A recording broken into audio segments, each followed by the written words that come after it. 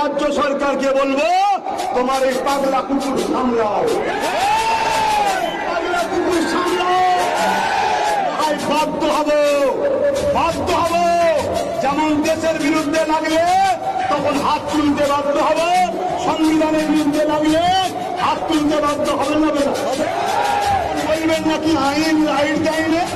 আরে দেশের ওপরে কোনো কথা নয়। যখন দেশের ব্যাপার আসবে তখন হাত তুলতেই হবে, বাঁচাতে হবে। ঠিক তেমনই যিনি দেশকে প্রেম করা শিখিয়েছে, সংবিধানকে মান্যতা, দেশের আইন ব্যবস্থাকে সুরক্ষা করা যিনি শিখিয়েছেন, তাম পৃথিবীর তাম কায়নাতের সুলতান হযরত মুহাম্মদ সাল্লাল্লাহু আলাইহি ওয়াসাল্লাম, তিনি বলেছেন দেশকে ভালোবাসো, কিনার কথাই দেশকে ভালোবাসছি।